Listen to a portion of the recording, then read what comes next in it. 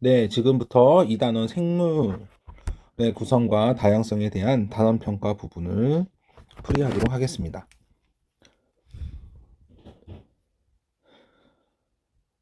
필기할 부분이 있으면 잠깐 멈추고 필기하면 되겠습니다. 첫 번째 문제, 세포에 대한 설명인데요. 기억본 보면 식물에만 있는 게 세포가 아니죠. 세포는 모든 생물들한테 있습니다. 생물의 기본 단위가 세포였기 때문에. 니은번, 크기와 모양이 다양하다. 세포의 기능에 따라서 크기와 모양이 달라지는 걸 알 수 있고요. 뒤에 문제인 6번에서 또 그런 부분을 알 수 있어요. 그 다음 디귿. 크기가 작은 세포는 광학 현미경으로 관찰할 수 있다. 네, 우리가 실험에서 사용했던 현미경이 광학 현미경이에요. 광학 현미경은 빛을 렌즈로 굴절시켜서 확대하는 현미경을 말하고요. 돋보기 수준으로는 볼 수 없어요. 여기 적혀 있는 것처럼 원핵 세포, 원핵 생물에 이제 있는 세포는 1에서 5 마이크로미터고, 진핵 세포는 그 핵이 있는 세포들, 원핵 생물들 말고 나머지 생물들은 핵이 있다고 했잖아요. 그 진핵 세포에서는 10에서 100 마이크로미터의 크기를 갖고 있어서 돋보기와 같은 걸로는 관찰할 수 없고요. 참고로 이렇게 마이크로미터는 네, 100만 분의 1미터입니다. 네, 나중에 이 단위에 대해서 많이 배울 거예요. 자, 두 번째는 현미경 관찰을 위해서 세포를 이제 어떻게 관찰하느냐, 이 순서에 대해 관련된 건데요. 중요한 부분을 이제 노란색으로 이렇게 밑줄 그어 봤습니다. 첫 번째는 우리가 관찰할 부분을 시료라고 하는데, 그거를 이제 채취를 해야겠죠. 그래서 볼 안쪽을 가볍게 긁어낸 다음 그 긁어낸 면봉을 받침 유리 위에 넣어야 되는데, 여기 밑에 그림이 되어 있죠. 예, 받침 유리는 여러분이 관찰했을 때 밑에 아래쪽에 커다란 유리를 말했었고, 위로 덮는 유리를 덮개 유리라고 합니다. 그럼 덮개 유리 안에 그 시력 관찰할 부분을 넣어보면 되는 거예요. 그렇게 해서 물 한 방울 떨어뜨린 다음에 이제 덮개 유리로 덮어서 공기가 들어가지 않게 밀착시키는 거죠. 너무 세게 누르면 깨져버리니까 톡톡톡 쳐서 덮게 되는 거고요. 그리고 세포를 관찰할 때는 염색을 통해서 핵을 염색시켜야 된다고 했죠. 그래서 염색약을 한 방울 떨어뜨리고 그리고 관찰하는 거기 때문에 순서는 다, 나, 라, 가, 마 이런 순서가 되겠습니다. 네, 다음은 사람의 입안 상피세포와 양파의 표피세포를 나타낸 건데, 가로 보이는 그 일정한 모양을 가지고 있지 않는 세포벽이 없는 게 가가 이 사람의 입안 세포이고요. 나는 세포벽이 있고 붉은색으로 연색되어 있죠? 양파의 표피세포입니다. 네, 그거와 관련된 설명을 보시면 첫 번째, 가는 사람의 입안 세포를 관찰한 것이다. 맞죠? 세포에서 진하게 염색된 부분이 핵이다. 맞고요. 요게 핵이에요. 요거 핵. 네, 이렇게 진하게 염색된 부분이 핵입니다. 염색 자체는 핵을 염색시키기 위해서 염색을 하는 거예요. 나의 세포는 세포벽이 있어 모양이 규칙적이다. 여기 보시면 바깥에 세포벽이 있기 때문에 옆에 있는 세포들과 모양이 크게 차이가 없고 형태를 유지할 수 있습니다. 그리고 4번. 양파의 껍질에는 얇은 표피를 떼어 관찰하는 것이다. 그게 양파의 표피세포라는 말이고요. 가와 나는 모두 메틸렌 블루로 염색을 한 것이다. 네, 전에 말했듯이 동물 세포는 메틸렌 블루이지만 식물 세포는 아세트 올세인 또는 아세트산 카민이라는 용액을 쓴다고 했습니다. 보색 관계 때문에 그 부분을 쓴다고 했죠. 네. 자, 다음 4번은 기억부터 미음까지의 이름을 쓰고 동물 세포에서만 볼 수 없고 식물 세포에서만 볼 수 있는 거를 쓰라고 하네요. 여기 적혀 있는 것처럼 가운데 커다란 기억은 핵, 니은은 마이토콘드리아, 마이토콘드리아는 이렇게 해서 이렇게 간편하게 그리기도 합니다. 그리고 디귿은 세포벽, 그리고 리을은 세포벽 안쪽에 있는 세포막이고요. 그리고 표시되어 있지 않지만 세포질도 여기 채우고 있는 부분을 세포질이라고 하고요. 그리고 여기 초록색으로 나와 있는 것이 엽록체입니다. 그렇게 이름을 쓰시면 되고, 동물 세포에는 없고 식물 세포에만 있는 거는 세포벽과 그 다음에 엽록체 두 개는 이 식물 세포에만 있는 거겠죠. 자, 그거에 대한 역할을 쓰라고 하네요. 기억, 물질의 출입을 조절한다. 물질의 출입을 조절하는 건 세포막입니다. 세포 안쪽으로 영양분을 들여보내고 노폐물을 내보내는 것들을 이제 세포막이 조절을 하고요. 세포 활동을 조절한다. 이거는 핵을 말하는 부분이고요. 디귿, 세포를 보호하고 세포의 모양을 일정하게 유지한다. 세포벽이 단단하기 때문에 보호하고 모양을 일정하게 유지할 수 있죠. 니을, 다양한 생명 활동이 일어난다. 이 부분은 교과서에서 세포질에 대한 설명으로 되어 있었습니다. 미음, 생명 활동에 필요한 에너지를 만든다. 이거는 마이토콘드리아죠.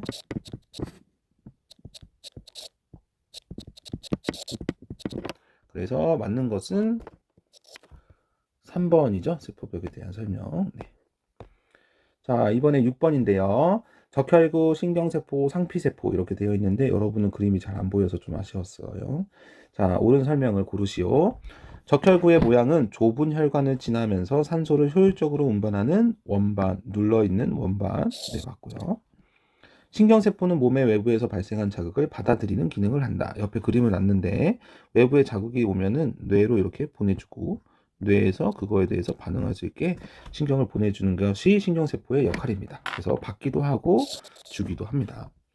그리고 상피세포는 피부와 내장 안쪽을 표면을 이루고 외부로부터 몸을 보호합니다. 네. 상피세포의 역할이죠. 네. 이렇게 해서 5번이 답이 되겠고요. 자, 7번에서는 식물의 구성 단계인데 식물의 구성 단계 하기 전에 위에 적혀 있는 것처럼 생물, 동물, 식물의 구성 단계를 살펴보면 생물은 모두의 공통점인 세포, 조직, 기관, 개체 이렇게 공통점이 있고요.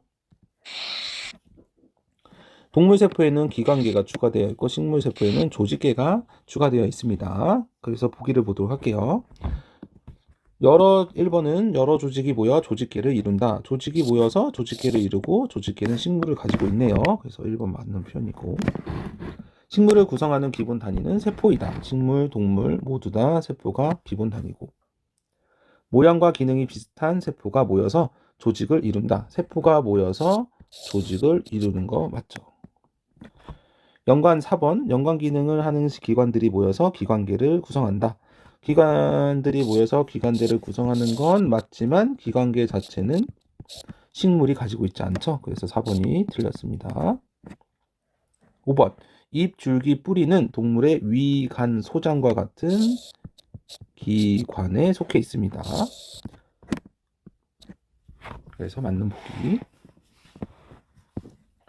다음은 8번입니다. 여기 그림을 보시면 간은 세포 한 덩어리가 있고요. 여기에서 라가 뭉쳐져 있고 그리고 이렇게 해서 구성 단계를 하고 있는데 동물의 구성 단계 사람이기 때문에 아래와 같이 세포, 조직, 기관, 기관계, 개체로 이루어져 있고요. 그거에 맞게끔 기호를 쓰면 세포는 가, 세포들이 모여 있는 라, 여기서 제시된 기관은 다번의 위이겠죠. 그리고 나번은 그 소화 계통의 기관들이 모여있는 소화계입니다. 그런 여러 가지 개들이 모여서 하나의 개체인 마가 되는 거겠죠. 네.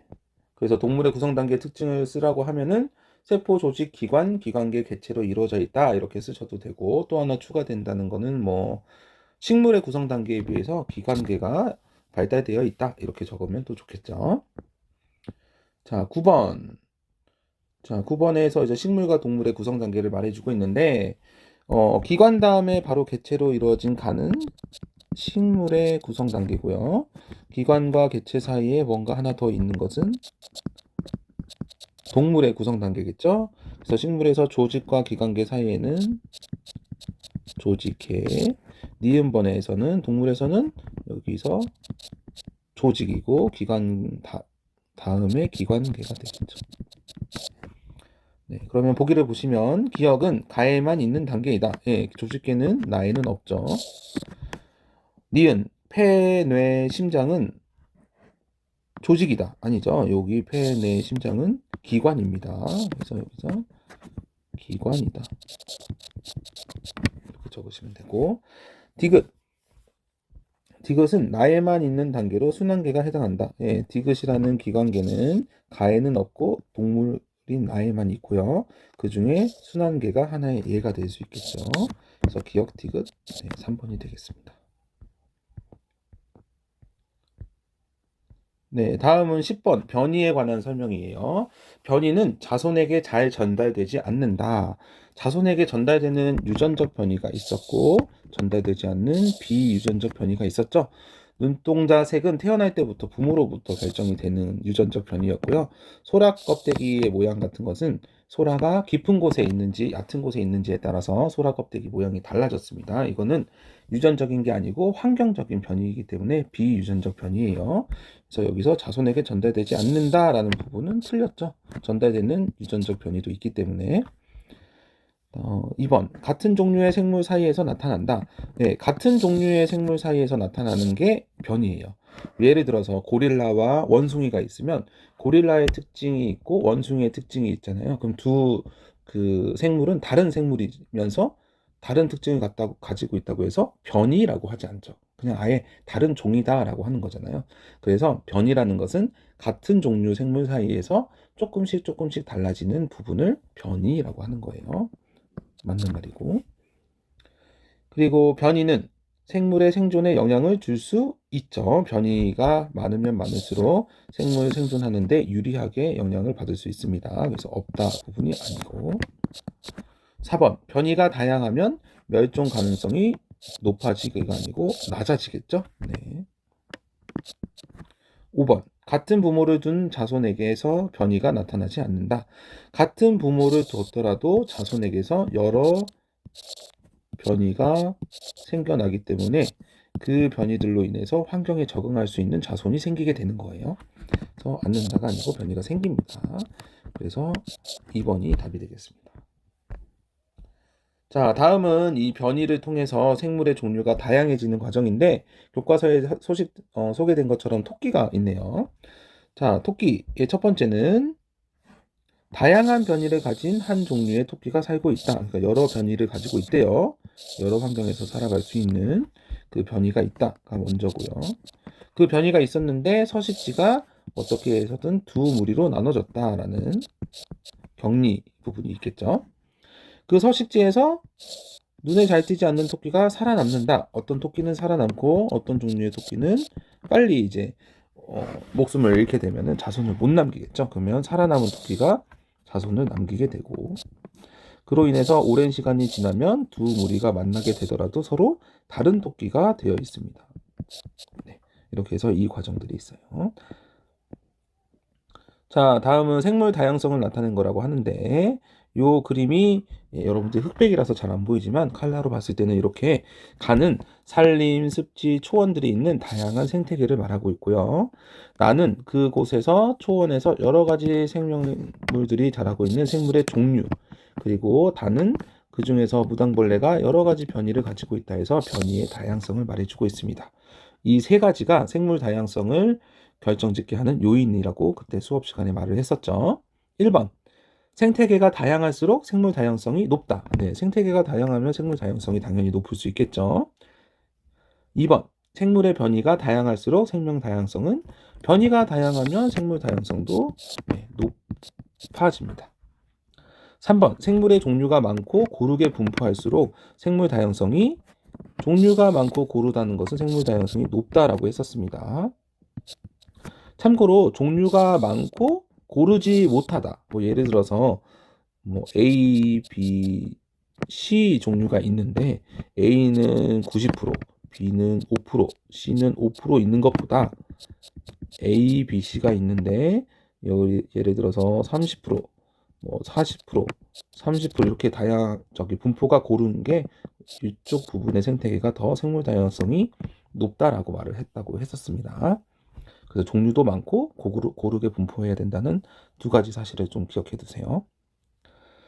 그리고 생태계 다양성은 맞고 나는 변이가 아니고 생물의 종류고요. 변이의 다양성은 다였죠. 그래서 이쪽 부분도 잘 짝지어지지 않고 있고 그리고 생물 다양성은 변이, 생물의 종류, 생태계에 따라서 결정이 된다. 네, 1번과 5번이 답이 되겠네요. 자, 다음은 13번. 자, 여러 생물을 이제 나누는 분류 부분인데요. 그 분류에는 두 가지가 있다고 했었습니다. 인위 분류와 자연 분류가 있다고 했었고요.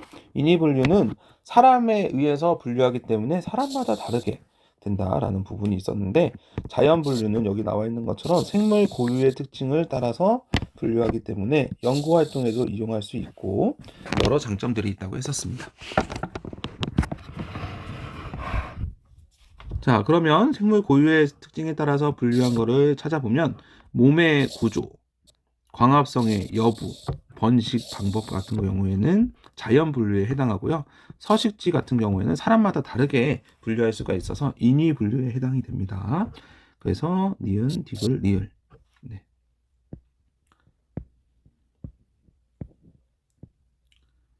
자, 4번은 분류 단계를 종속, 과목, 강분계에서 작은 단위부터 커다란 단위로 이렇게 분류한 부분을 말해주고 있네요.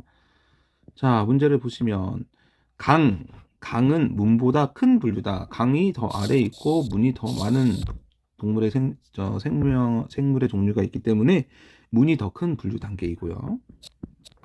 고양이와 상어는 같은 속에 속한다. 속 안에 고양이가 있지만 상어는 없죠? 상어는 저기 있는 고양이와 상어는 같은 문 또는 같은 개에 속한다는 맞는 말이지만 속에 속한다는 말은 틀렸고요. 개는 생물을 분류하는데 기본 단위가 되는 것이다. 개가 아니고 종이죠. 네. 생물 분류의 기본 단위는 가장 작은 게 종이었습니다.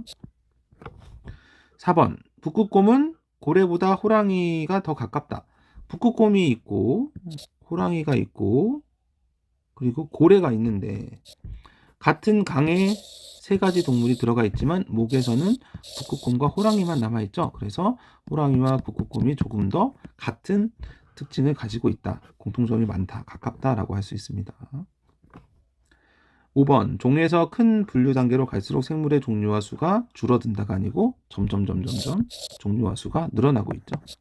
그래서 4번이 답이 되겠습니다. 자, 15번은 수업 시간에 많이 했던 건데 암말과 수탉나기 사이에서 노새가 태어난다고 했죠. 그런데 노새는 번식 능력이 없습니다. 그렇기 때문에 다음과 같이 쓸 수 있어요. 종이라는 것은 자연 상태에서 짝짓기 해가지고 번식 능력이 있는 자손을 낳을 수 있어야 되는데 노새 자체에 번식 능력이 없다고 하니 당나귀와 말은 같은 종이 아닌 거죠. 그래서 말과 당나귀는 서로 다른 종이다라는 걸 결론 지을 수 있어요. 네, 다음은 16번. 자, 어떤 생물에 대한 설명이라고 합니다. 세포벽이 있고 핵이 없네요. 핵이 없다라는 부분만 나와도 바로 원핵 생물계였습니다. 원핵 생물계는 핵이 없다라는 가장 큰 특징이 있고 세포벽이 있기도 없기도 그리고 몸이 뭐 하나로 이루어져 있기도 다세포로 이루어져 있기도 이렇게 다양한 것들이 있다고 했었습니다. 그래서 원핵 생물계를 구별할 때는 핵이 없다라는 걸 포인트로 잡아서 하면 되는데 원핵 생물계는 2번에 균이라고 붙은 거라고 했죠. 균이라고 붙은 거는 균계가 아니고 그 원핵 생물계라고 했었습니다. 첫 번째 참새와 호랑이는 동물계, 아메바와 다시마는 원생 생물계, 고사리와 느티나무는 식물계, 곰팡이와 버섯은 균계가 되겠습니다. 그래서 2번이 답이고요. 자, 여기서 뭐 고사리, 소나무, 장미 나왔네요. 이제 식물계를 말하는 거죠. 식물계는 광합성을 하고 세포벽이 있고 식물이니까 죽은 생물을 분해하는 것은 광합성을 하지 못했던 균계였죠. 그래서 기역과 니은이 있는 3번이 답이 되겠습니다. 자, 다음은 5가지 생물의 특징을 나타냈다고 하는데 자, 대장균, 균자가 들어갔으니까 이게 원해 생물계. 집신벌레, 단세포 생물이네요. 원생 생물계. 아기 똥풀은 식물계고요. 버섯이니까 균계. 호랑이는 동물이네요. 자, 그래서 기억번을 보시면 유일하게 식물에서만 하는 것은 광합성이겠고요. 니은번, 핵이, 집신벌레는 있죠. 원핵 생물계 말고는 다 있습니다. 버섯일 경우에는 세포벽이 있다라고 했었습니다. 그러면 기억에 해당하는 분류의 기준은 광합성 맞고, 니은번은 있다, 디귿번은 없다 틀렸죠. 3번이 답이고요. 대장균은 핵이 없으므로 원핵 생물계에 속한다 맞고요. 광합성 여부는 균계와 식물계, 균계였던 송이버섯에는 안 한다, 식물이었던 애기똥풀은 한다. 광합성이. 그러니까 균계와 식물계를 구별하는 기준이 될 수 있는 거라겠죠. 네. 그래서 3번이 틀렸습니다. 자, 마지막 장입니다. 자, 다음 생물은 이제 개 수준에서 분류한 건데 기역, 니은, 디귿, 리을에 적으라고 하네요. 식물계만 정해져 있고. 자, 첫 번째 물음에서는 세포핵이 있냐? 없다고 했으니까 원핵 생물계죠. 자, 그리고 이제 세포에 핵이 있는 녀석들 중에서 다세포인데 실 모양의 균사를 가지고 있대요. 그러면은 균계인 곰팡이와 버섯이 해당하고요. 균사를 가지고 있지 않는 다세포들 중에서 기관이 발달되지 않았대요. 나머지는 기관이 발달되어 있고, 기관이 발달되지 않았던 게 뭐냐면 원생 생물계였습니다. 그리고 기관이 발달하면서 광합성을 하는 건 식물, 광합성을 못하는 건 동물계였죠. 이렇게 해서 네 가지를 분류할 수 있고요. 자, 이번에는 생물 다양성이 나왔네요. 생물 다양성의 필요성과 관련돼서 배웠었는데, 첫 번째, 생물은 식량이나 의료품 등 여러 가지 자원들을 우리한테 보내줄 수 있죠. 그리고 구성 요소들이 서로 영향을 주고받기 때문에 상호작용한다고 했었죠. 그래서 하나의 생물이 없어졌을 때 어떤 영향을 줄 수 있는지 모릅니다. 그래서 생물 다양성이 보존이 필요하고요. 그리고 디귿번, 생물 다양성이 높을수록 생태계 평형이 더 잘 유지되기 때문에 생물 다양성을 유지해야 된다고 했었죠. 그래서 이쪽 부분도 맞고요. 그래서 5번이 답이고요. 자, 다음은 두 가지 생태계를 수업 시간에 많이 배웠었죠. 그때 개구리가 사라지면 뱀이 어떻게 되느냐. 첫 번째 가에서는 개구리가 사라지면 뱀이 먹을 게 없으니 뱀도 사라지고요. 나에서는 개구리가 사라지면 뱀들은 들쥐나 토끼를 먹으면서 버티면 되기 때문에 뱀도 사라지지 않습니다. 그래서 이렇게 뱀의 먹이가 없어서 가에서는 뱀이 사라진다. 토끼와 들쥐가 있기 때문에 나 생태계에서는 뱀이 사라지지 않는다. 이렇게 적어주시면 될 것 같습니다. 자, 두 번째 23번은 가시박과 22번이네요. 22번부터 생물 다양성이 감소하는 까닭은 기후가 변화하면서 뭐 서식지가 줄어들기도 하고 해수면이 상승하기도 하고 뭐 이렇게 된다고 했고요. 서식지 파괴, 인간의 활동으로 인해서 서식지가 파괴되니까 동물들이 감소하고 있고, 과도한 포획, 남획이라고도 하죠. 필요 이상으로 뭔가 잡아들이게 되면은 씨가 말라버려서 그 다음 세대가 태어나지 않을 수 있습니다. 그래서 니은, 디귿, 리을이고, 생태의 통로는 생물 다양성을 감소하는 걸 막기 위한 방안 중에 하나예요. 고속도로가 놓여져 있을 때 이쪽 산과 기역산과 니은산이 분리됐었잖아요. 도로가 없을 때는 니은과 기역 사이에서 동물들이 왔다 갔다 했는데, 도로가 놓여버리면은 동물의 통로가 없어져서 생물의 다양성이 감소할 수 있는데, 이때 요 위로 생태 통로를 만드는 거죠. 그래서 동물들이 왔다 갔다 하면서 생활할 수 있게 하는 게 생태 통로입니다. 생태 통로는 감소하는 까닭이 아니고 감소를 방지할 수 있는 대책이 되겠습니다. 자, 23번은 우리나라의 두 가지 생명인체인데요. 가시박과 베스. 가시박은 다른 식물들을 위로 덮으면서 자란다고 했었고, 베스는 토종 물고기들, 천적이 없기 때문에 토종 물고기들을 이렇게 먹어 치워버린다고 했었죠. 그래서 외래종이다. 맞고요. 동그라미 맞고요. 토종 생물이 아니죠. 멸종 위기 생물이 아닙니다. 생물 다양성을 감소시키고 있고 생물 다양성을 증가시키지 않습니다. 그래서 1번과 4번입니다. 자, 생물 다양성을 보존하기 위한 방법. 1번, 다양성 협약, 기후변화 협약 등 국제 협약을 체결한다. 이렇게 많은 협약들에 많은 나라가 참여할수록 생물 다양성이든 기후변화든 줄여나갈 수 있을 거고요. 2번, 생물 다양성이 높은 생태계를 생물권 보존 지역으로 지정한다. 그죠? 생물 다양성이 높은 생태계를 보존을 해야 되겠죠. 3번, 숲을 개간해서 농지를 넓히고 가축을 키우기 위해서 목초를 심는다. 숲에는 생물 다양성이 높은 상태인데 농지와 목초를 키우는 것은 다양성이 매우 감소하는 부분입니다. 그래서 숲을 개간해 버린다는 것은 다양성을 낮추는 거겠죠. 그래서 3번이 틀렸고요. 4번, 가시밭과 같은 외래종을 꾸준히 감시하고 퇴치하는 활동을 한다. 생물 다양성을 감소하는 요인인 외래종을 감시하고 퇴치하는 노력을 해야겠고요. 5번, 멸종위기 생물의 국내 서식지를 알아보고 이를 알릴 수 있는 게시물을 만들어 본다. 인식 변화를 위해서 멸종위기 생물들이 누구누구가 있는지 알려주고 그 서식지를 알려줌으로써 보호할 수 있겠죠. 그래서 이 부분도 맞아서 3번이 틀렸습니다. 네, 이렇게 해가지고 24문제 다 풀어봤고요. 여러분들이 이게 수행평가에도 이어지기 때문에 이 평가 문항을 다시 한번 잘 읽어보시기 바랍니다. 수고하셨습니다.